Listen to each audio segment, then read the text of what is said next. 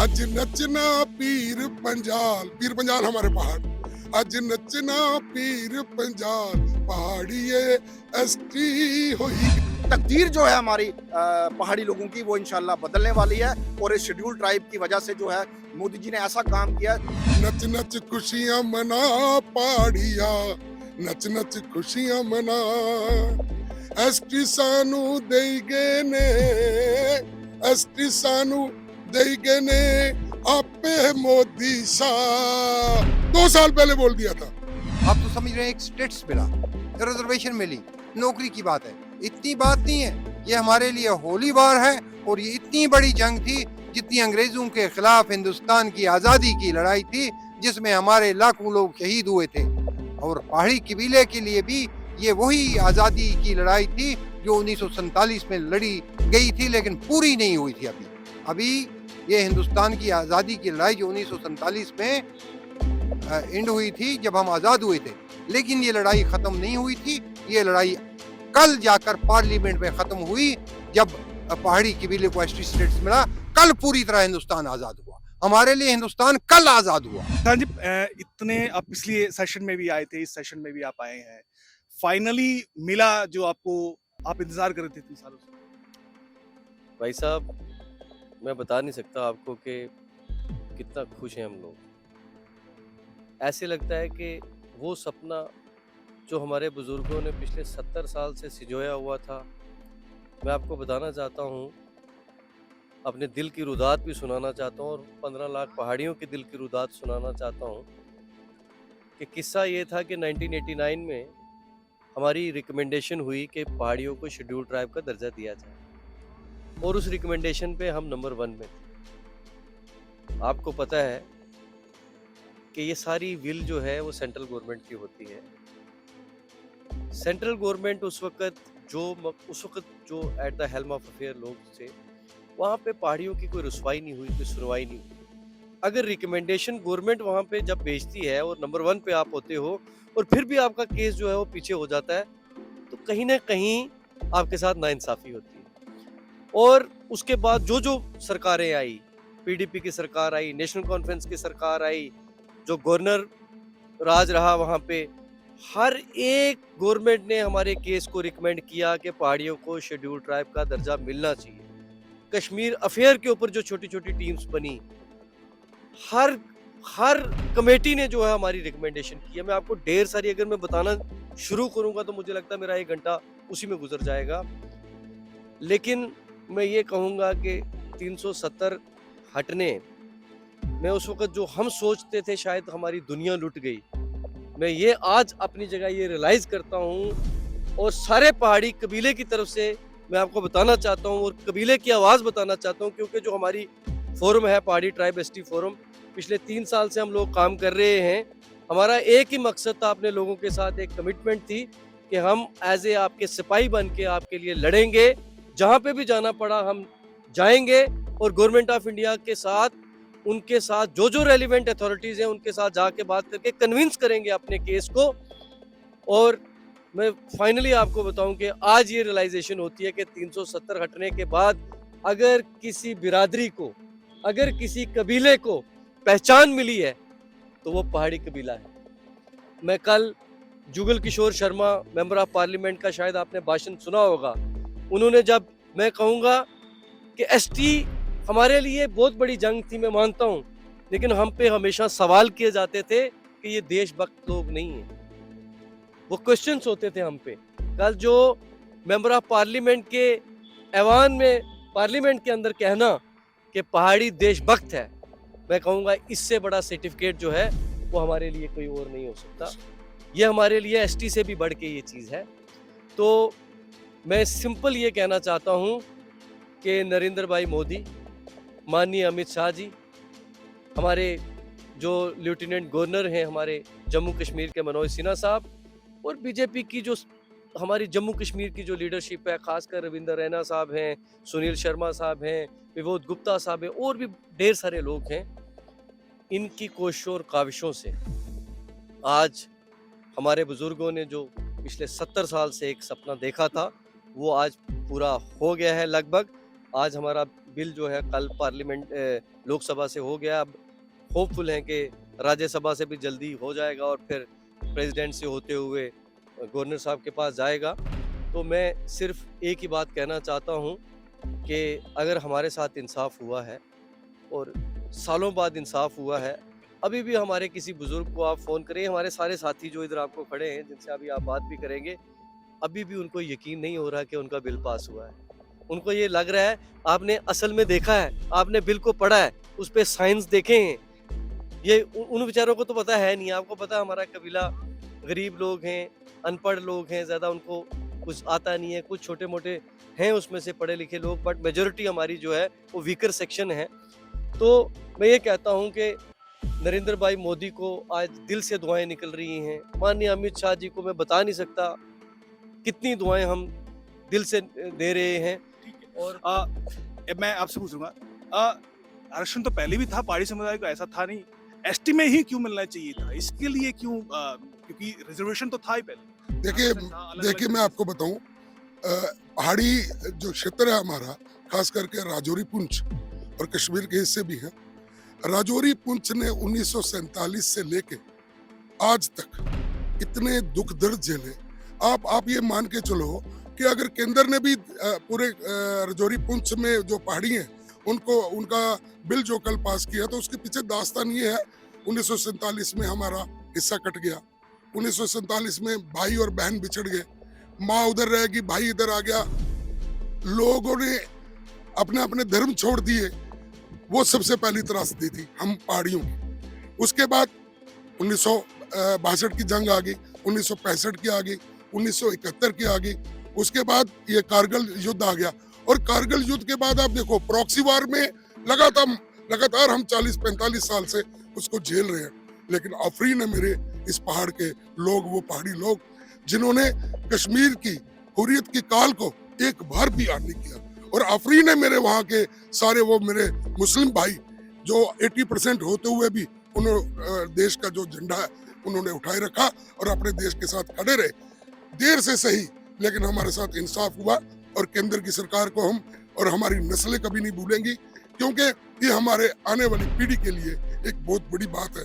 आरक्षण के हित में हम भी ना होते, लेकिन इतनी त्रासदी झेल चुके थे हम, और मिलिटेंसी ने इस कदर मार दिया था हम लोगों को। मेरे पहाड़ी भी अगर उसमें शामिल होते तो कहीं ऊंच नीच और पैसा वैसा देखते, ये गरीब लोग इसमें शामिल नहीं हुए। उसका कारण ये हुआ कि केंद्र ने इनके ऊपर विश्वास किया। और मैं ये कहता हूँ कि अमित शाह साहब और मोदी जी, आप हमारे लिए अवतार हो, हमारे लिए आप हमारे भगवान हो। आपने पहाड़ियों के लिए जो कर दिया, हम पहाड़ी और हमारा बच्चा बच्चा सदा आपका ऋणी रहेगा और जिंदगी में कभी भूल नहीं पाएगा। और इसके साक्षी हम बने, हमने इसकी मेहनत की।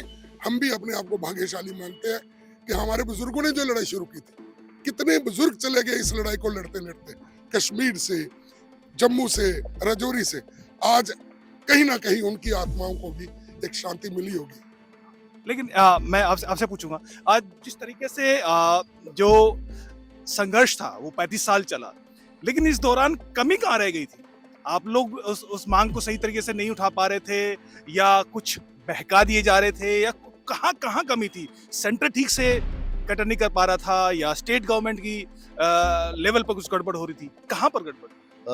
देखिए, गड़बड़ जो थी कि जैसे मेरे से पहले मेरे कुछ भाइयों ने कहा कि पहाड़ी समुदाय एक बड़ा लॉयल सा और बड़ा एक शरीफ सा और गरीब तबका है। वो शायद सभी सरकारों के बहकाव में आते रहे। हर बार 1980 से, जैसे आपने कल पार्लियामेंट के अंदर भी एक स्पीच सुनी होगी, हमारे जो पुराने चीफ मिनिस्टर है फारूक अब्दुल्ला जी, जो अभी मेंबर पार्लियामेंट है, उन्होंने कहा जी हमने 1980 में क्या दिया था, पहाड़ियों को शेड्यूल ट्राइब स्टेटस दिया है। लेकिन कहने मात्र से ही पहाड़ियों को शेड्यूल ट्राइब स्टेटस नहीं मिल सकता। ये लोग हमें वहाँ कहते थे कि हम आपकी फाइल, आपका जो केस है, हम अच्छे ढंग से वहाँ प्लीड कर रहे हैं सेंटर में। हमारे पहाड़ी उसी बहकावे में आ जाते थे। लेकिन जब यहाँ फाइलें पहुँचती थी, उससे पहले जैसे एहसान मिर्जा जी ने कहा कि 89 में जब रिजर्वेशन हुई हमारे गुजर बकरवाल भाइयों को, या और पहाड़ी सिपी गद्दी जितने भी लोग थे जिनको शेड्यूल ट्राइब के दर्जे में जम्मू कश्मीर के अंदर लाया गया, तब पहाड़ियों की फाइल सबसे ऊपर थी। हम भी इसी भरोसे में रहे। हमारे लोगों ने इन पे बहुत भरोसा किया।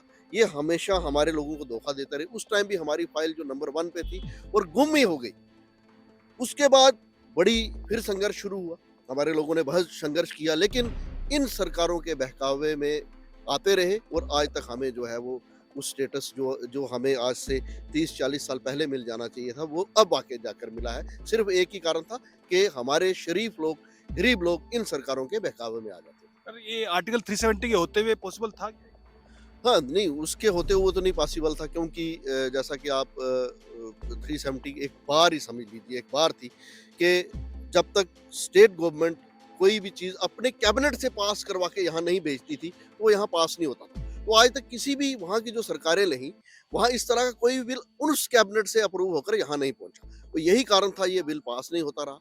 तो जब 370 टूटा, शायद हमारे कई सारे लोग इसके खिलाफ थे कि 370 टूट गया, हमारी जो नौकरियों पे जो एक सिक्योर थी नौकरियां कि भाई जम्मू कश्मीर के लोगों की नौकरियां करेंगे, या और भी जितने भी बेनिफिट्स थे वो जो हमें स्टेट गवर्नमेंट की तरफ से मिलते थे वो बाहर वाले लोग आके ले जाएंगे, ऐसा जो लोगों के दिल के अंदर डर था, वो आज जो है उस डर का इनको सही पता चला कि 370 टूटने का खासकर पहाड़ी समुदाय को कितना बड़ा फायदा हुआ कि अगर 370 होता तो शायद आज शेड्यूल्ड ट्राइब का दर्जा पहाड़ी समुदाय को, जो पिछले 40 सालों से लड़ाई लड़ रहे थे, वो नहीं मिलता।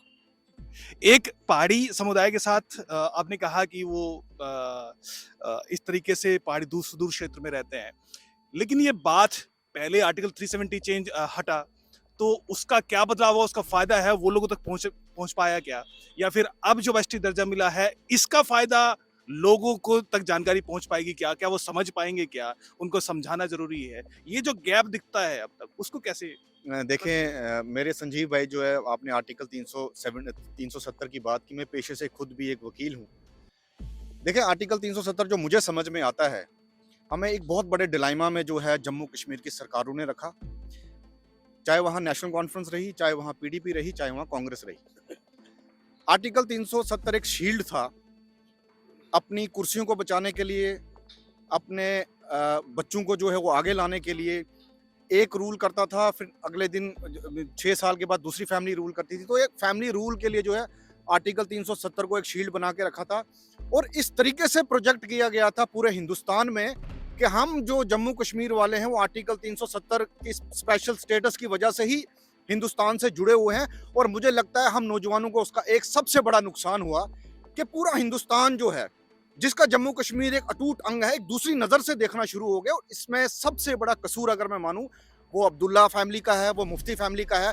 वो हमारे बीच में आके जम्मू कश्मीर में कुछ कहते थे और दिल्ली सरकार को आके कुछ कहते थे, और एक जो ब्रिज का काम करना चाहिए था, उनको दिलों को जोड़ना चाहिए था, वो दिलों को तोड़ने का काम इस आर्टिकल 370 ने किया। और इसी का फायदा जो है जम्मू कश्मीर की जो भी वहाँ हुकूमतें रही उन्होंने उठाया है।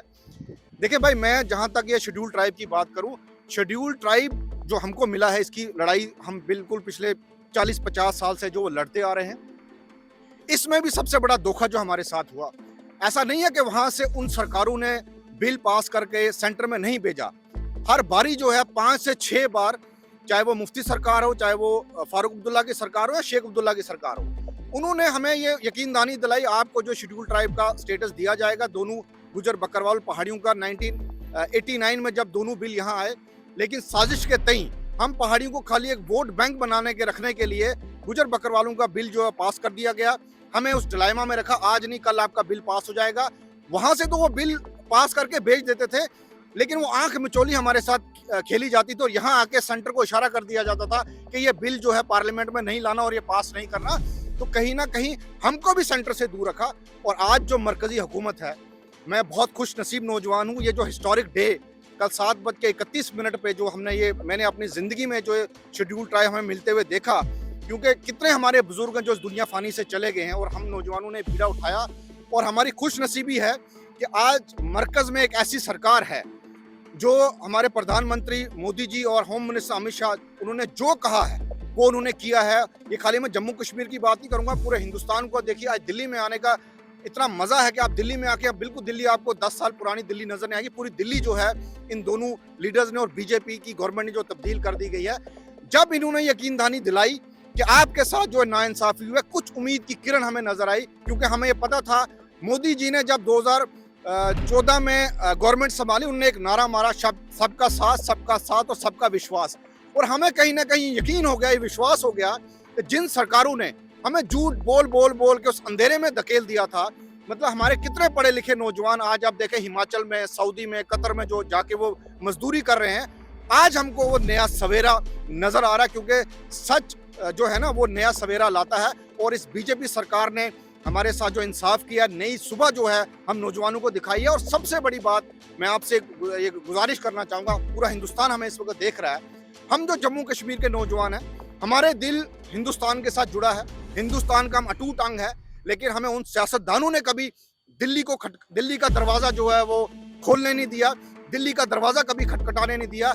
ये ऐसी एक सरकार है। आज हम इस वक्त जम्मू कश्मीर में, दिल्ली में बैठे जम्मू कश्मीर के नौजवान, हम बड़े बड़े लीडर से मिल रहे हैं, हम बड़े बड़े मंत्री से यहाँ मिल रहे हैं, और इतना आश्वासन हमें उनकी तरफ से मिल रहा है, और कह रहे हैं कोई भी प्रोजेक्ट आप जम्मू कश्मीर का लाओ, हम लोग बैठे हैं आपके लिए काम करने के लिए। पहले ये होता था कि हमको मतलब झूठ बोल के जम्मू कश्मीर के, हम दिल्ली जा रहे हैं, आपकी ये फाइल पास करवाएंगे, और दिल्ली में बैठ के चाय पी के पूरे नौजवानों के साथ धोखा करके ये लोग वापस आके फिर हमारे साथ अगला धोखा करने की साजिशें करते थे। अल्लाह का शुक्र है ऐसी सरकारों से हमें निजात मिली है, और हमें अब लगता है कि आने वाली सरकार भी जो है, पार्लियामेंट के इलेक्शन आ रहे हैं, और मैं यकीनदानी दिलाना चाहता हूँ, ये हमेशा इल्ज़ाम लगाया जाता है जम्मू कश्मीर के लोगों पे, नहीं जी वो कुछ अलग नज़रिया रखते हैं। आज की डेट में बच्चा जो है वो बीजेपी को वोट देगा, बीजेपी के साथ चलेगा, क्योंकि हम पूरे हिंदुस्तान के उस मेन स्ट्रीम में जो जुड़ना चाहते हैं, जो डेवलपमेंट पूरे हिंदुस्तान में हो रही है, वही डेवलपमेंट हम जम्मू कश्मीर के लिए चाहते हैं, और आज का नौजवान चाहता है।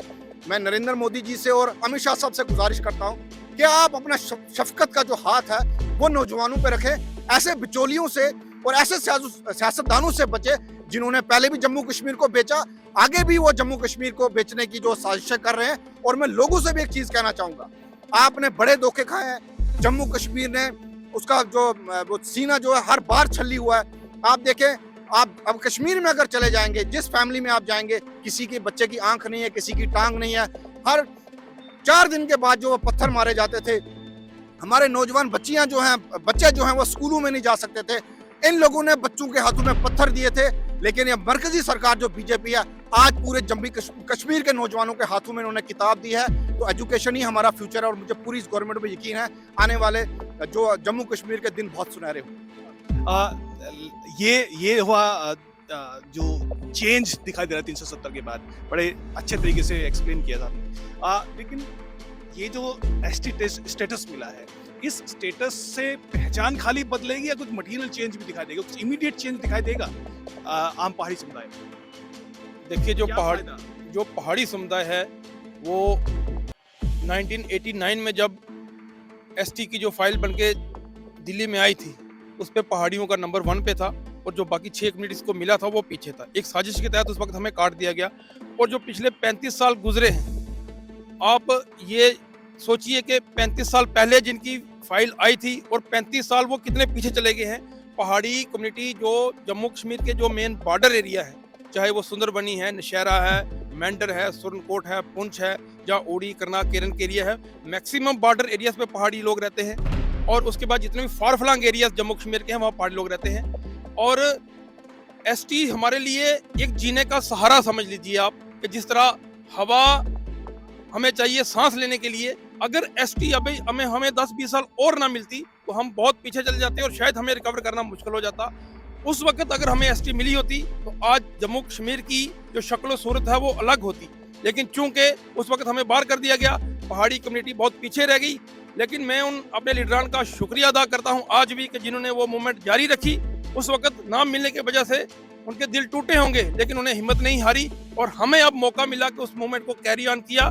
और कल जो हमने दिन देखा, ये ऐतिहासिक दिन था। इससे बड़ा दिन शायद ही कभी पहाड़ी कम्युनिटी के आने वाले समय में भी कभी पहाड़ी कम्युनिटी देखेगी। जो हमने 35-40 साल पहले एक ख्वाब देखा, उस ख्वाब को पूरा होते देखा। मैं आपके माध्यम से माननीय मोदी जी से, अमित शाह जी से, जो हमारे बीजेपी के इंचार्ज हैं तरुण चुग साहब से, माननीय जो लेफ्टिनेंट गवर्नर मनोज सिन्हा साहब, और हमारे पहाड़ियों के जो रहनुमा हैं इस वक्त रविंदर रैना साहब, बहुत सबका दिल की गहराइयों से पहाड़ी कबीले की तरफ से शुक्रिया अदा करता है कि उन्होंने हमें ये दिन देखने का मौका दिया है। आम जो पहाड़ी समुदाय है उसके जीवन में किस किस तरीके से है, करियर में, पॉलिटिकली कुछ फायदा होने वाला है?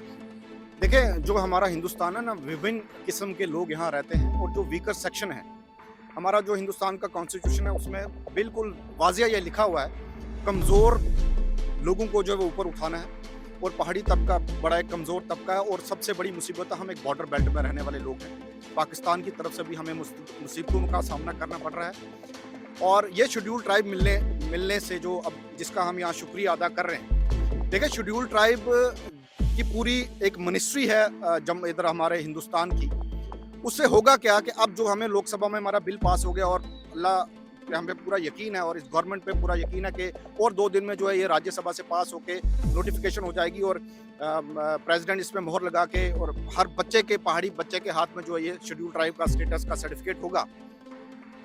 आप देख लें कि स्पेशल फंडिंग जो है शेड्यूल ट्राइब मिनिस्ट्री से, चाहे वो सड़कें हों, चाहे वो पानी हो, चाहे वो बिजली हो, चाहे वो स्कॉलरशिप की बात करें, पिछले दिनों जो है हमारे जिनको शेड्यूल ट्राइब मिला हुआ है वो किसी भी तबका के हों, पूरे जम्मू कश्मीर में जो है खाली गुजर बरादरी को शेड्यूल ट्राइब मिला है। अगर पूरे हिंदुस्तान में हम आ जाएंगे उसमें मुख्तलिफ 750 प्लस जो है वो ट्राइब्स हैं, उनके लिए स्पेशल स्कीम निकाली गई कि जम्मू कश्मीर से 30 नौजवानों को जो शेड्यूल ट्राइब में फॉल करते थे उनको पायलट की ट्रेनिंग दी गई और एक पायलट की ट्रेनिंग के लिए कम से कम गवर्नमेंट का 15 से 20 लाख रुपया खर्च होता है। फ्री ऑफ कॉस्ट जो है उनको बताया गया और आज के डेट में कम से कम 70 से 80 जो है पायलट हमारे जम्मू कश्मीर से शेड्यूल ट्राइब के उस कोटे में से आए हैं। उसके बाद देखिए आप एजुकेशन देख लें, अगर आपने को बिजनेस शुरू करना है, आप बैंक में अगर जाएंगे तो शेड्यूल ट्राइब का सर्टिफिकेट लेके जब हम उसको बैंक के लोन को अप्लाई करेंगे तो कम से कम 45% जो है वो सब्सिडी जो है सरकार की तरफ से आती है। जब मुलाजमत में हम आएंगे, अगर आप यहाँ नेशनल सर्विस की इसकी बात करें, IAS ऑफिसर बनना हो, IPS ऑफिसर बनना हो, उसमें इस रिजर्वेशन होने से हमारा पहाड़ी तबका का नौजवान बहुत मेहनत करता है, मजदूरी करके माँ बाप अपने बच्चों को पढ़ाते, सिर्फ कुछ नंबरों से रह जाने की वजह से वो फिर मैंने पहले बताया वो लेबर का काम करने के लिए बाकी मुल्कों में चले जाते हैं, उसमें उनको बहुत बेनिफिट मिलेगा। इस रिजर्वेशन मिलने से अभी तो यूटी है, यूटी में भी जो है यहाँ अगर रियासत कल हमें वापस दे देते उसमें भी रिजर्वेशन जो है स्टेट लेवल पे जो हमें मिलेगी। और PMAY का जिसमें नरेंद्र मोदी जी है ने बड़ा काम किया कि हर इंसान को जो उसका घर मिलेगा। आपको मैं बता दूं कि मैं पुंछ डिस्ट्रिक्ट से बिलोंग करता हूं, एक पंचायत में शेड्यूल ट्राइब के कोटे में कम से कम 40 से 50 से 150 से 200 मकान आता है PMAY में, तो उससे जो है हर पहाड़ी जो होमलेस है उसको वो घर मिलेगा, पीने का पानी मिलेगा। जो ये आप इलेक्ट्रिसिटी की बात करते हैं, इसका भी ट्राइबल मिनिस्ट्री से स्पेशल कोटा जाता है। तो मैं आपको बात बताऊं, जिसकी ये तो मैंने वो चुनिंदा स्कीमें बताई हैं जो वाजिया नजर में आती हैं, कितनी ऐसी स्कीमें हैं जिसका बेनिफिट जो है वो ट्राइबल लोगों को मिल सकता है। इससे होगा क्या कि आने वाले टाइम में जो पढ़ा लिखा नौजवान है, जो पढ़ा लिखा बच्चा है, उसको नौकरियों में फायदा मिलेगा, जो बिजनेस करना चाहता है उसको गवर्नमेंट की तरफ से सब्सिडी पे लोन मिलेगा, और भी बहुत सारी से स्कीम्स है। और सबसे बड़ी बात बताओ, रिजर्वेशन की बात करता हूँ, इसमें पॉलिटिकल रिजर्वेशन भी जो है पहाड़ी लोगों को मिलेगी, क्योंकि जब तक आप अपने लोगों को रिप्रेजेंट नहीं करेंगे तब तक आप उस इलाके का अपने कबीले का कोई काम नहीं कर सकते। तो इतने फायदे में मतलब अगर गिनाने पे आ दूं, मैं ये समझता हूँ कि तकदीर जो है हमारी पहाड़ी लोगों की वो इंशाल्लाह बदलने वाली है। और इस शेड्यूल ट्राइब की वजह से जो है मोदी जी ने ऐसा काम किया। आप थोड़ा सा ये बताइए कि जो आपने संघर्ष किया वो अनुभव कैसा रहा, और इतने दिन बाद उसको मिल जाना, आप अपने मन के उद्गार किस तरीके से? ऐसा भाई साहब के जब हम लोग सारे इकट्ठा हुए, और आप देखिए कि अलग अलग पार्टी से ये लोग सारे थे, बड़े बड़े अच्छे मुकाम पे थे, कोई PDP में, कोई NC में, कोई कांग्रेस में। हम पहाड़ी जब सारे इकट्ठा हुए, हमें ये लगा कि केंद्र हमारे के ऊपर नजर डाल रहा है। तो आप यकीन करो, मैं लिखता था तो मुझे एक ड्यूटी लगाई गई कि भाई पूरे पहाड़ी लोगों के अंदर एक जोश भरने के लिए आप कुछ लिखें। मैंने 2 साल पहले लिख दिया। एक बार तो मैंने ये लिखा कि सबने कहा ये पहाड़ी हमारा, दिया सबने हमको हमेशा ये नारा, मगर किसी ने ना हमको उबारा, और मारा गया हर पहाड़ी बेचारा, अब दिया आके मोदी और शाह ने सहारा, और नजर आ रहा है भविष्य हमारा। और मैंने कहा था कि ये प्यारे मोदी और शाह को देखो, पहाड़ियों की खातिर दिल की आह को देखो, कि कुदरत ने दिया हमको कैसा सितारा, और नजर आ रहा है भविष्य हमारा। उसके बाद फिर मैंने सॉन्ग जो है वो रिकॉर्ड करके तो मैंने शुरू कर दिए।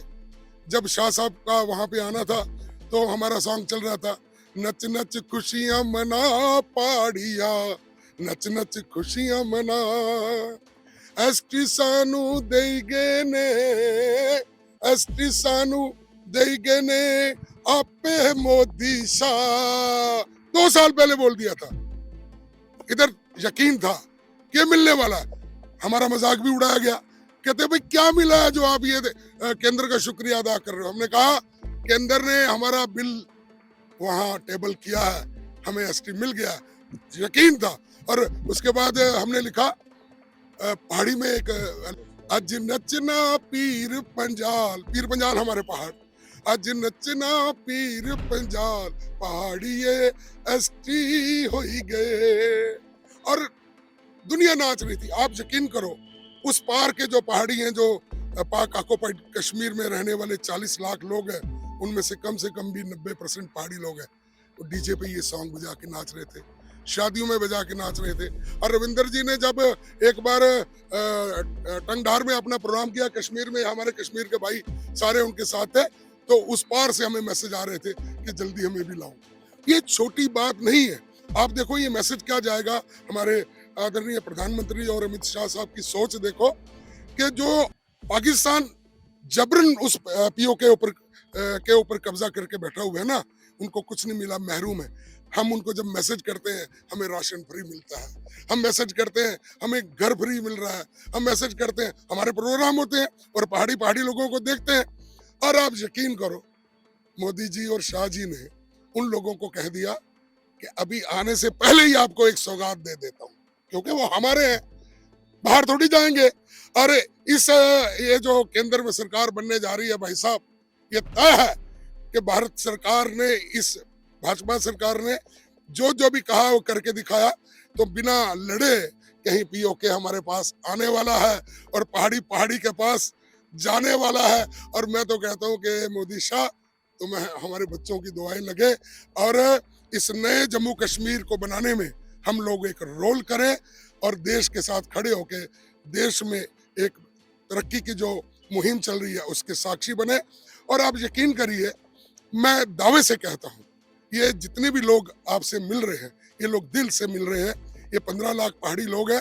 और जैसे जुगल जी ने कल कहा, और जब संसद में बैठ के हमारे सांसद ये बोल रहे हैं कि ये नेशनलिस्ट लोग हैं, ये हमारे लिए गर्व की बात है। पहाड़ियों को एसटी से ऊपर जो कल सरकार ने हमें बैठ के जो हमें बोला कि हम नेशनलिस्ट हैं, हमारे जितने भी लोग हैं, मैंने पहले भी कहा कि राजौरी, पुंछ और इस पीर पंचाल क्षेत्र के जितना भी बड़ा मुस्लिम समुदाय है, 80% के लगभग है, इन्होंने कभी भी कश्मीर की काल को ऑन नहीं किया। और उसके कारण आप यकीन करें, हुर्रियत के गिलानी साहब 1-2 बार पुंछ और राजौरी में आने की उन्होंने कोशिश की। लोगों ने हाथ जोड़ के बोला कि भाई साहब आप चले जाएं, आपकी जो मेंटालिटी है यहाँ पे काम करने वाली नहीं है। और कश्मीर में जाके वो बोले हमारी कमजोरी पुंछ रजौरी, ये नारा दिया गया था। आज वो नारा गया कहीं।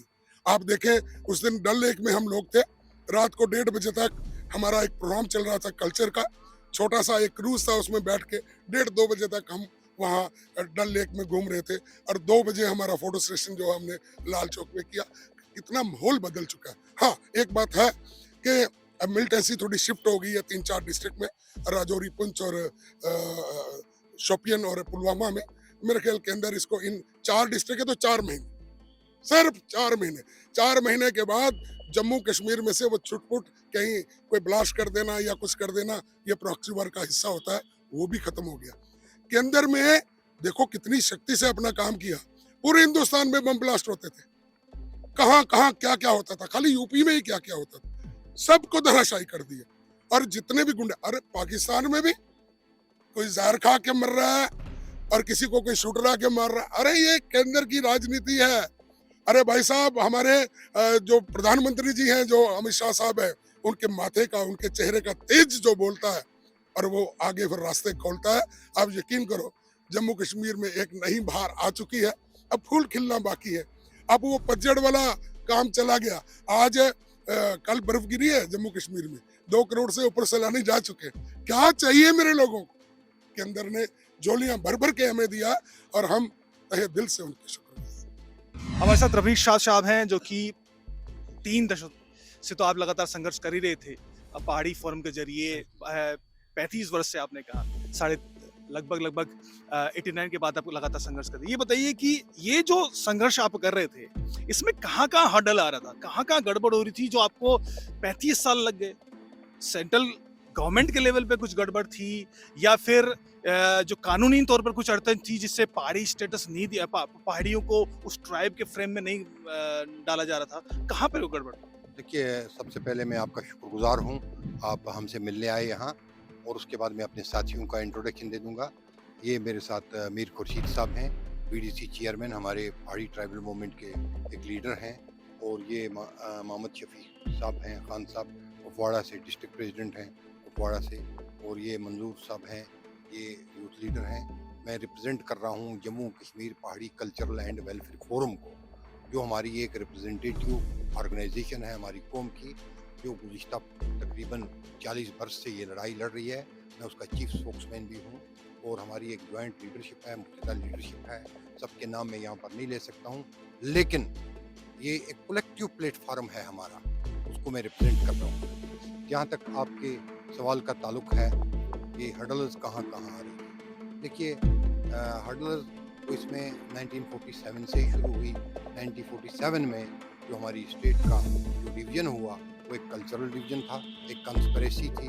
आधा एरिया पाकिस्तान को दिया गया और आधा एरिया जो है यहाँ रखा गया, और उसका मकसद ही यही था कि पहाड़ी जो लोग हैं इनको हाशिए पर लाकर खड़ा किया जाए, डिवाइड किया जाए। तो खैर वो कंस्पिरेसी उस वक्त कामयाब होगी। उसके बाद जब पहाड़ी फोरम ने ये तहरीक हक इंसाफ की शुरू की, और इसमें मैं जो हूँ 5th जनरेशन हूँ, मैं 5th जनरेशन हूँ जो इस लड़ाई को लड़ रहा है, और आज फतह का जो झंडा गाड़ा है वो 5th जनरेशन के हाथों से मोदी जी ने गड़वाया है, 5th जनरेशन के हाथों से। तो मैं on behalf of my nation, on behalf of my tribe, on behalf of Jammu Kashmir पहाड़ी कल्चरल एंड वेलफेयर फोरम में ये कहूँगा आपको कि हर्डल्स तो डिफरेंट आई। जब 90s में 89 में हमारा केस जो रिकमेंड हुआ, हमारा केस पहले नंबर पर था, हमारी पहली फाइल थी जो मुकम्मल तमाम कानूनी लवाजमात पूरे करके जो है सेंट्रल गवर्नमेंट को भेजी गई थी। लेकिन उस वक्त भी हमारे खिलाफ पॉलिटिकल कॉन्स्पिरेसी हुई इन परसिवेंस ऑफ 1947, इन परसिवेंस ऑफ 1947।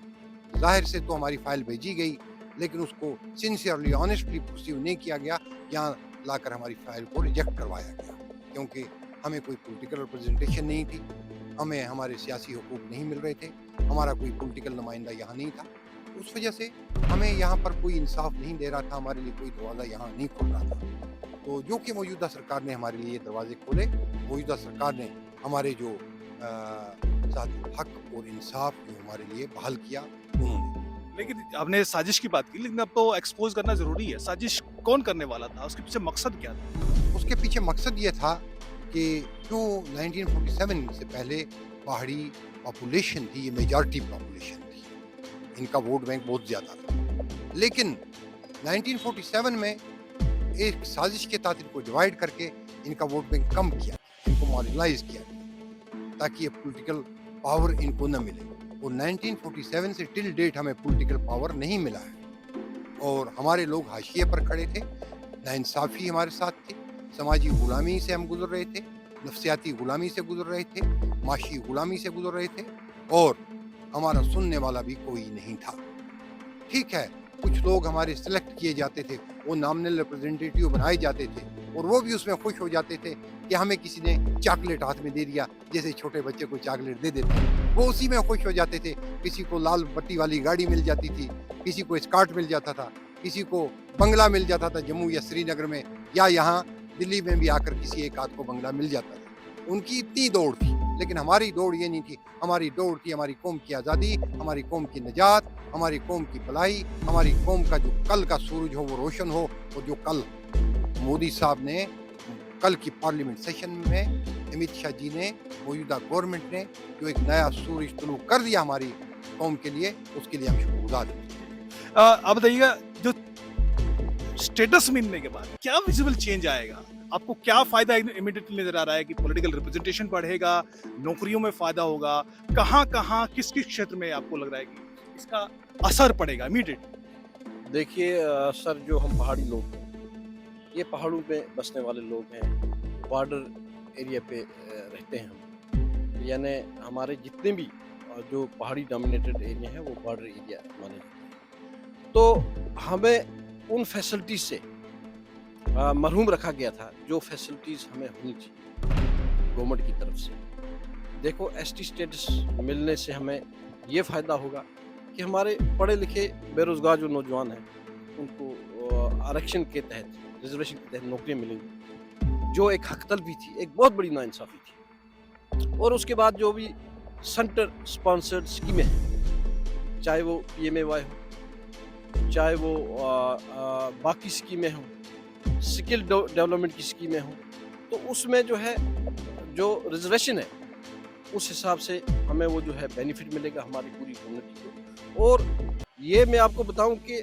हमारे लोग, मैंने आपको पहले भी बोला कि बॉर्डरों पे हम रहते हैं, पहाड़ों पे रहते हैं, तो जिस तरह से एक फौजी ने मुल्क की हिफाजत की है बॉर्डरों पे रह के, तो फौजी के साथ शाना बिशाना हमारे पहाड़ी लोगों ने मिल के उनके साथ जो है अपने मुल्क की रक्षा की है। तो एक बहुत बड़ी नाइंसाफ़ी थी। और आज जो हम एक सपना था हमारी कौम का कि हमें जो अपना हक दिया जाए, हमें हक, हमारी हक तलफी जो हुई है उसको दूर किया जाए और हमारे साथ इंसाफ किया जाए।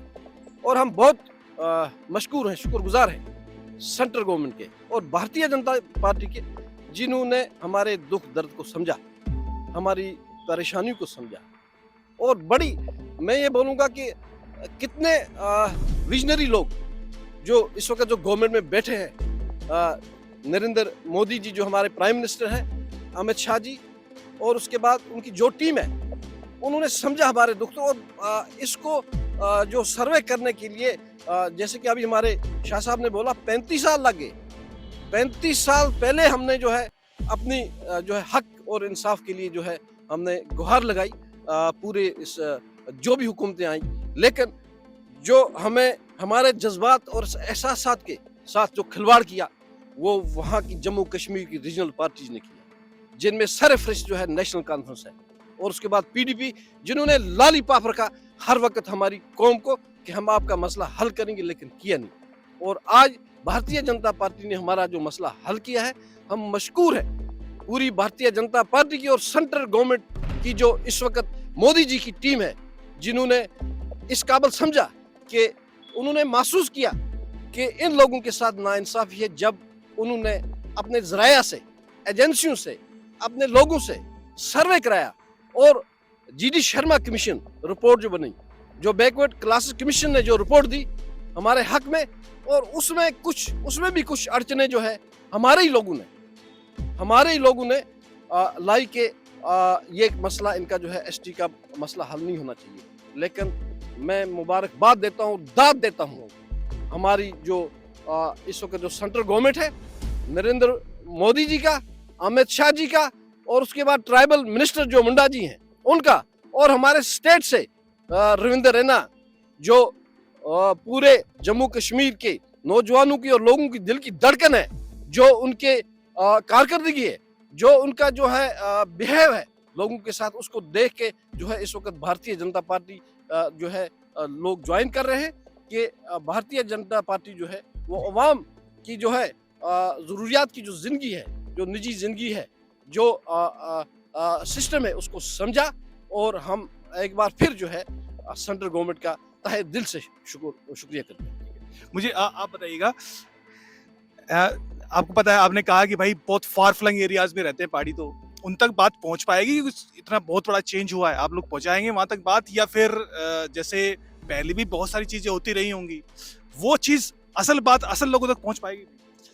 बिल्कुल, पहले मैं आपका बहुत बहुत शुक्रिया कि उन तक हमने आज तक जो सर्वे किया है, आज तक जो हम घूमे हैं, तो ये पहाड़ियों की जो ये सर्वे किया हमने, हम घर घर जाकर, पहाड़ों पर जाकर पहले ही हमने पहाड़ी लोगों को जगाया है। पहले ही हमने पहाड़ी लोगों को ये बोला कि पहाड़ी और गुजर में ये जो फ़र्क था, ये हमने पहले ही कहा कि पहाड़ी कौन है और गुजर कौन है। पहले क्या काम हुआ करता था कि जब भी कोई पॉलिटिकल पार्टियां वहाँ की जलसा करती थी, या कहीं हम जाते थे, पहाड़ी लोगों की जो पॉपुलेशन है जम्मू कश्मीर के अंदर सेकंड लार्जेस्ट पॉपुलेशन है, जो कि कश्मीरी पॉपुलेशन के बाद हम ही हैं वहाँ के, वहाँ ज़्यादा तादाद में। तो वहाँ हमें गिना जाता था ये जी गुजर लोग हैं, वो कहते थे ये जी गुजर हैं। लेकिन एक्चुअली जब हमें उस वक़्त हमें जो मुरादें जो होती थी, जब हम जाते थे किसी के पास, वो कहते थे कि हम जी पहाड़ी हैं, हम भी हैं, चलो हमें गिना जाता है, लेकिन उस वक़्त हमें उस मुराद से महरूम रखा जाता था। लेकिन पहाड़ी आज लास्ट बॉर्डर का जो मकान है वहाँ भी पहाड़ी है, लेकिन आज पहाड़ी हर जगह जाग चुका है, पहले से ही जाग चुका है। और इंशाअल्लाह रहमान अब जो हमारे जो जितनी ये मुरादें हैं, जो आज तक हमने ये जंग लड़ी, तो हम घर घर जाकर हर एक पहाड़ी, हर एक गरीब की खिदमत करेंगे और हर एक गरीब तक जो कि सेंट्रल गवर्नमेंट से जो भी मुरादें होंगी, जो भी फ़ायदा होगा, चाहे वो नौकरी में हो, चाहे वो डेवलपमेंट में हो, चाहे कुछ भी हो, आज तक वो महरूमी के शिकार थे, लेकिन हम इंशाअल्लाह रहमान अल्लाह की मदद से हमें उन्हें घर घर तक जाकर पहुँचाएंगे। और सेंट्रल गवर्नमेंट का हम शुक्रिया अदा करते हैं, उन्होंने आज पहाड़ियों की नई तारीख रकम कर दी, ख़ास करके जनाब मोदी साहब ने और अमित शाह साहब ने और जनाब रविंद्र रैना साहब ने। और हम पहाड़ियों की खिदमत करते रहेंगे जब तक हमारे जान में जान है। बात पहुंचाएंगे आप, यूथ में बात पहुंचेगी, यूथ इसको ठीक से रिसीव करेगा, या अभी भी जो पुराने कुछ इस तरह की शक शुबा लोगों में दिमाग में बैठा दिए गए हैं, खासतौर पर यूथ में, उसमें कुछ बदलाव आएगा? जनाब, मैं आज एक ऐसी मिसाल देना चाहता हूँ आपके माध्यम से, आपकी वसातत से, शायद ये बात भी पार्लियामेंट हाउस के अंदर तक जाएगी, शायद इस पर अब गौर होगा। और मैं एक डिस्ट्रिक्ट कुपवाड़ा जो है, मतलब JNK का बॉर्डर एरिया है, वहाँ से आगे हम लोगों को बाहर निकाला हुआ है डिवीज़न। तो 18 साल से मेरा एक रोड है, 1.5 किलोमीटर का रोड। तो 5 बार वहाँ के लोकल सेक्रेटरीट से मेरा कागज़ रद्द हुआ और डिस्ट्रिक्ट के ऑफिस में तो हर साल आता है, तो आज तक वो रोड नहीं बना। तो ये थी हमारी हालात। हमने पानी पिया है कि हमारे एक पहाड़ी कबीले का मतलब MLC साहब आए, तो उन्होंने अपने फंड से उस वक़्त हमें पाइपलाइन दी, तो जिसका पानी हम आज तक पी रहे हैं। अब वो लाइन भी खस्ता हो चुकी है, हम कागज़ बांध के वो उसमें पानी की सप्लाई लेके आते हैं और पानी पीते हैं। और कभी कभी 3 दिन के बाद पानी आता है। और ये हम ये ऐसी चीज़ें हम सफ़र कर रहे हैं 47 से लेकर टिल डेट। हमारे बच्चों के पास पहनने के लिए वक़्त पे जूता नहीं होता, उसकी वजह से कि हमने हर तरह की मुराद से महरूम रखा गया। नौकरियां हमें नहीं मिल रही, हमारे बच्चों के मतलब PhD करके बड़ी डिग्री करके बच्चे बेकार हैं। उसकी वजह क्या है कि मतलब हुकूमत में हमारी नुमाइंदगी नहीं थी, हम हुकूमत में आ नहीं सकते थे। रसाई ये हमारे लिए सपना था। इलेक्शन के लिए एक मामूली पंचायत के लिए बच्चे को फॉर्म भरना, कंटेस्ट करने के लिए, वो भी हमारे लिए एक सपना था। और हम शुक्रगुजार हैं आज इस गवर्नमेंट के, मोदी साहब के, अमित शाह साहब के, जो ये आपने रविंद्र रैना साहब के जिनकी कुर्बानी, रफीक शाह साहब के जिनकी कुर्बानी, और तमाम पहाड़ी लीडरशिप और तमाम सेंट्रल गवर्नमेंट जो मौजूदा गवर्नमेंट है, इसने इस वक्त हमें नई ज़िंदगी दे दी। आज हम लोग सब दुनिया में पैदा हुए। पहाड़ी तबका जो आज तक किसी खाते में था ही नहीं, वहाँ हमारे कश्मीर में मतलब 3 कम्युनिटीज़ हैं, एक कश्मीरी, गुज्जर और पहाड़ी। और पहाड़ी वो तबका था जो ना कश्मीरी था और ना गुज्जर था। कश्मीरी गुज्जर के पास अगर जाते, चूँकि वो गुज्जर कहते आप लोग कश्मीरी हैं, अगर कश्मीरी के पास जाते, गुज्जर के पास जाते, वो कहते कभी कश्मीरी हैं, कश्मीरी के पास जाते वो कहते तुम गुज्जर है। और हम कहीं पे हमारी कोई पहचान ही नहीं थी। तो शुक्रगुजार हैं हम आज की सेंट्रल गवर्नमेंट के, जिन्होंने हमें पहचान दी। और हमें पता है कि हमारी ज़िंदगी को आसान बनाने वाली भी यही गवर्नमेंट है, और यही गवर्नमेंट हमारा मुकद्दर बदलने वाली है। रफीक साहब, एक आखिरी सवाल, अब कोई पॉलिटिकल सिनेरियो बदलेगा स्टेट में? कुछ पॉलिटिकल चेंज होगा? क्योंकि जैसे आपने कहा कि बड़ी आबादी है पहाड़ी इसकी, उससे कोई फर्क पड़ेगा पॉलिटिकल सिनेरियो में? डायनेमिक्स चेंज होंगे? देखिए, जैसा कि अभी हमारे बाकी दोस्तों ने भी फरमाया कि पॉलिटिकल डिस्क्रिमिनेशन सबसे बड़ी बात होती है। हमें जब सियासी तौर हाशिए पर लाकर खड़ा किया गया था, जब हमारा पंचायत मेंबर भी नहीं बन सकता था, तो फिर हमारे जो बेसिक राइट्स हैं, जो फंडामेंटल राइट्स हैं, वो कहाँ थे? वो नहीं थे। क्योंकि जिस कौम की जो है पॉलिटिकल पैटर्नेज नहीं है, वो कभी भी तरक्की नहीं कर सकती है। अब चूंकि पहाड़ी कबीले को जो शेड्यूल ट्राइब स्टेट्स मिला है, ये इनकी दुनिया बदल गई है। इनको आज ही आज़ादी मिली है और पहाड़ी कबीले को शेड्यूल ट्राइब स्टेट्स में पॉलिटिकल जो है राइट्स मिल रहे हैं और पॉलिटिकल राइट्स के ज़रिए उनके पॉलिटिकल नुमाइंदे बनेंगे। जब पॉलिटिकल नुमाइंदे बनेंगे तो लोग उनको ही चुनेंगे जो उनके नुमाइंदे होंगे और उसी पार्टी के शुक्रगुजार रहेंगे, उसी हुकूमत के शुक्रगुजार रहेंगे जो जिन्होंने उनके हुकूक 70 साल बाद बहाल किए। आप मेरी बात को समझ रहे हैं? 70 साल के कोई पॉलिटिकल बात नहीं है, ये सीधी स्पष्ट बात है कि आप मेरे साथ अच्छा करते हैं, मैं आपके साथ अच्छा करूँगा। आप मेरे साथ इखलाक से पेश आते हैं, मैं आपके साथ इखलाक से पेश आऊँगा। आप मुझे गाली देंगे, मैं गाली नहीं दूंगा, लेकिन गुस्सा तो ज़रूर करूँगा। जो प्रेजेंट पॉलिटिकल सिनेरियो है, ये सच्ची बात है। जिस पार्टी ने हमारे साथ अच्छा किया है, हमारे लोगों के साथ अच्छा किया है, चाहे जितनी भी हम एक्सप्लॉइटेशन कर लें, रिलीजियस एक्सप्लॉइटेशन कर लें, कल्चरल एक्सप्लॉइटेशन कर लें, पॉलिटिकल एक्सप्लॉइटेशन कर लें, लेकिन आम आदमी इस बात को समझता है, जैसा कि इसने फरमाया अभी मेरे दोस्त ने, कि 75 वर्ष के बाद पहली बार इनके घर पानी गया, या हमारे पहाड़ी इलाकों में तब पानी गया, ये सड़क गई। जब मैं एमएलसी बना, उस वक्त बीजेपी के समर्थन से, पैंथर्स पार्टी से मैं एमएलसी बना था, उस वक्त मैंने अपने पहाड़ी लोगों के जो मेरी औकात में थे वो राइट मैंने बहाल किए। जब हमारी पॉलिटिकल रिप्रेजेंटेशन नहीं थी तो हमारे हुकूक कहाँ बहाल होते? तो पॉलिटिकल सिनेरियो ऑटोमेटिकली चेंज हो जाएगा। लोग इस चीज़ को समझते हैं और लोगों के जहन में बदलाव आ गया है, चेंज आ गया है। हर तरह की जो एक्सप्लॉइटेशन की सियासत थी, जो इस्तेसाली दुकानें थी, जो फरसुदा दुकानें थी, वो बंद हो चुकी हैं। अब वो कोशिश कर रहे हैं, वो वेंटिलेटर पर रखे हुए हैं अपने आप को, लेकिन वो ज़्यादा देर नहीं चल पाएंगे। तो जो नई चेंज आई है, ये एक इनकलाब आया है, एक रिवोल्यूशन आई है। अब हम समझते हैं कि हमारे लिए ये होली वार, जो जिस चीज़ को आप यहाँ हमसे पूछ रहे हैं, आप तो समझ रहे हैं एक स्टेट्स मिला, रिजर्वेशन मिली, नौकरी की बात है। इतनी बात नहीं है, ये हमारे लिए होली वार है और ये इतनी बड़ी जंग थी जितनी अंग्रेजों के खिलाफ हिंदुस्तान की आज़ादी की लड़ाई थी, जिसमें हमारे लाखों लोग शहीद हुए थे। और पहाड़ी कबीले के लिए भी ये वही आज़ादी की लड़ाई थी जो 1947 में लड़ी गई थी, लेकिन पूरी नहीं हुई थी। अभी ये हिंदुस्तान की आज़ादी की लड़ाई जो 1947 में एंड हुई थी, जब हम आज़ाद हुए थे, लेकिन ये लड़ाई ख़त्म नहीं हुई थी। ये लड़ाई कल जाकर पार्लियामेंट में ख़त्म हुई, जब पहाड़ी कबीले को एसटी स्टेट्स मिला। कल पूरी तरह हिंदुस्तान आज़ाद हुआ। हमारे लिए हिंदुस्तान कल आज़ाद हुआ, हमें आज़ादी कल मिली, हमारे लिए तिरंगा झंडा कल चढ़ा। और कल का दिन हमारे लिए यौम आज़ादी का दिन था, जब हमारा बिल पार्लियामेंट में पेश किया गया, पास किया गया। इसके लिए मैं तमाम गवर्नमेंट का शुक्रगुजार हूँ, अपनी कौम की तरफ से एज ए चीफ स्पोक्समैन मैं यहाँ बात कर रहा हूँ। मैं नरेंद्र भाई मोदी, ऑनरेबल प्राइम मिनिस्टर का शुक्रगुजार हूँ। मैं श्री अमित शाह जी का शुक्रगुजार हूँ, जिनने अपना किया हुआ वादा हमारे साथ निभाया। मैं श्री अर्जुन मुंडा जी का शुक्रगुजार हूँ, वो आए थे हमारे बांडीपुरा में, वहाँ उनने हमारे साथ वादा किया था, वो भी निभाया। मैं श्री तरन चुग जी का शुक्रगुजार हूँ, जिनने बार बार हमारी हौसला अफजाई की। मैं अपने भाई, अपने दोस्त बीजेपी के जो हमारे जम्मू कश्मीर के प्रेसिडेंट हैं श्री रविंदर रैना, मैं उनका शुक्रगुजार हूँ, जिन्होंने हमारे साथ खड़ा होकर हमारी लड़ाई लड़ी। और मैं सारी पहाड़ी लीडरशिप जो हमारी है उनका भी शुक्रगुजार हूँ, जिनमें मुख्तलिफ नाम है।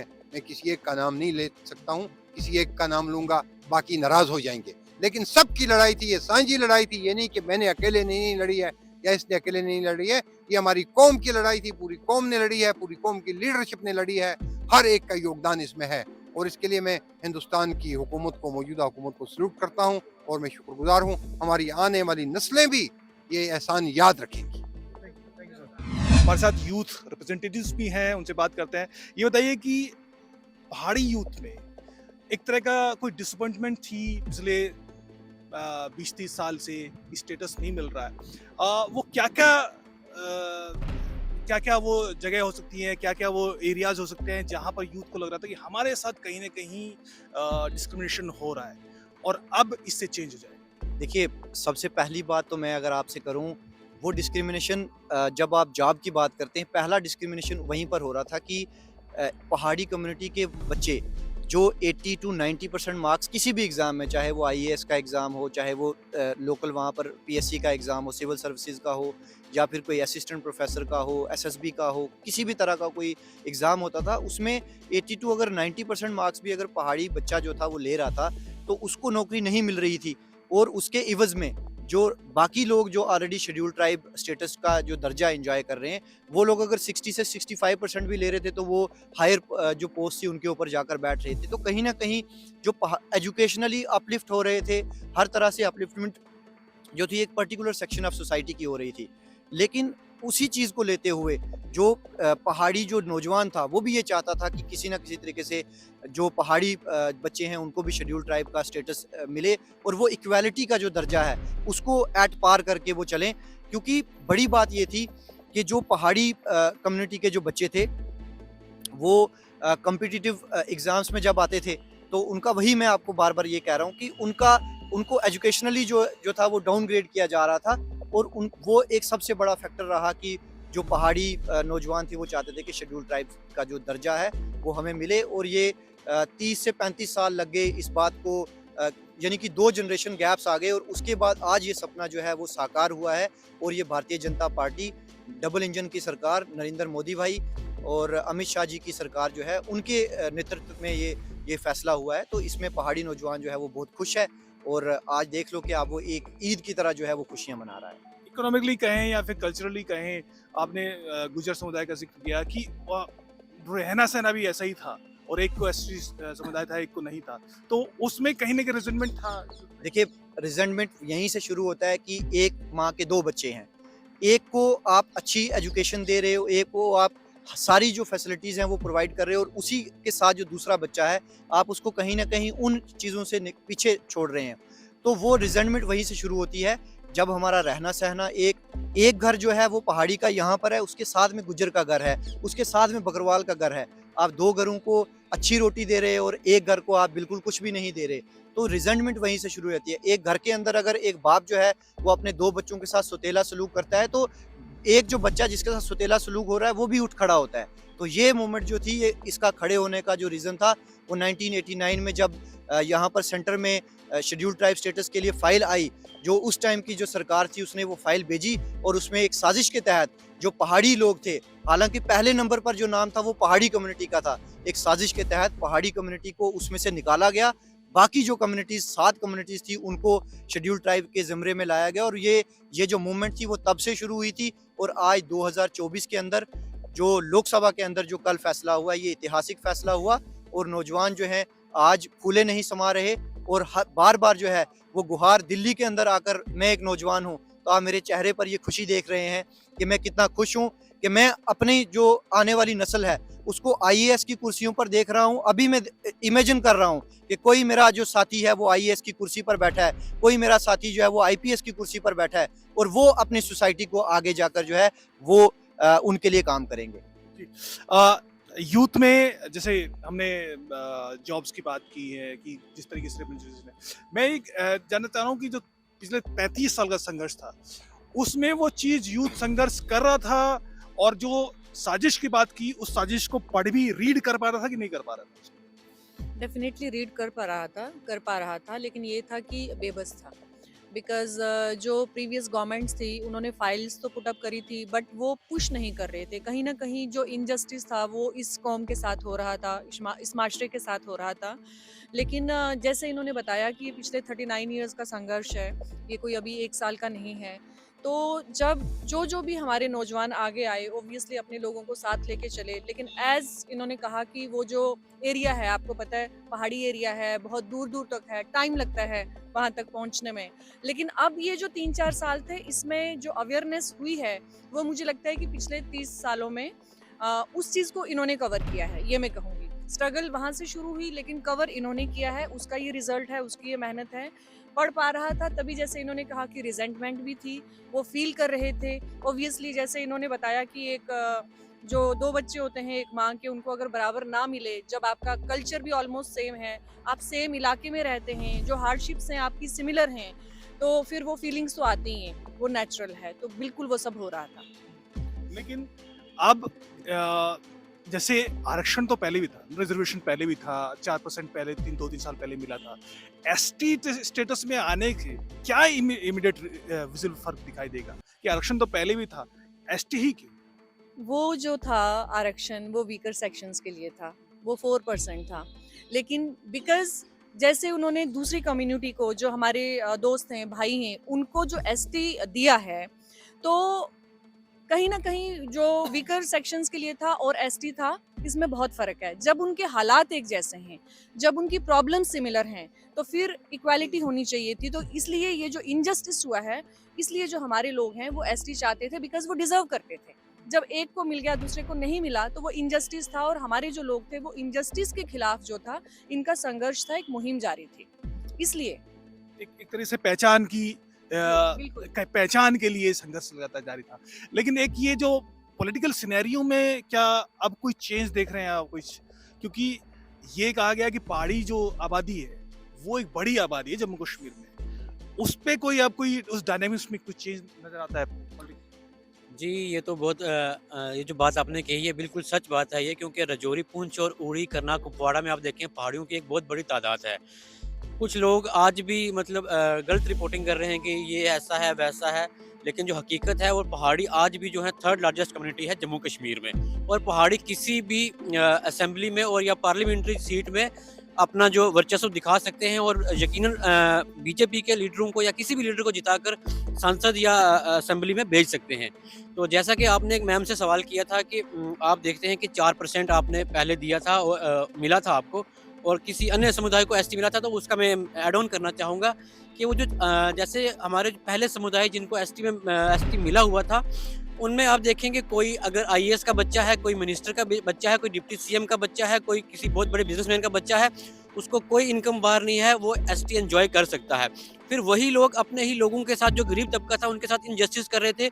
अब देखो, जब कोई इलेक्शन होता था, इलेक्शन में एक बंदा जो खुद मिनिस्टर है वो अपने बेटे को आगे सरपंच खड़ा करेगा, बहू को बीडीसी खड़ा करेगा, बीवी को डीडीसी खड़ा करेगा, और वही लोग अपने फैमिली में वो जो उसको रख रहे थे, एंजॉय कर रहे थे। वहीं अगर आप देखेंगे जो पहाड़ी समुदाय को 4% मिला, वो भी बीजेपी सरकार ने दिया। लेकिन उस जैसे आप देखेंगे कि डॉक्यूमेंट्स पे आप 5 लाख का इनकम बार था, लेकिन हम देख रहे थे रिसेंटली हमें बच्चों के कॉल्स आ रहे थे स्टूडेंट्स की कि हमारा जो इनकम है हमारी ईयरली वो 4 लाख है, लेकिन हमें फिर भी जो है स्कॉलरशिप नहीं मिला। हमने जब कंसर्न अथॉरिटी से कंसल्ट किया तो पता चला कि ये अभी ये घटकर 3.5 लाख हो गया है। मतलब जिसकी आय 3.5 लाख है उसी को आरक्षण मिलेगा 4%। और ये लोग, मैं बिना किसी का नाम लिए कहना चाहता हूँ, ये सरकारों ने एक साजिश की हमारे साथ। आज भी आप देखें आईएएस, आईपीएस और जो सड़कों पर जो बच्चे घूम रहे थे, मैं एक बच्चे का नाम आपको गिना सकता हूँ। कोई आईपीएस का बच्चा है, कोई आईएएस का बच्चा है, कोई मिनिस्टर का बच्चा है, कोई डीसी का, कोई तहसीलदार का।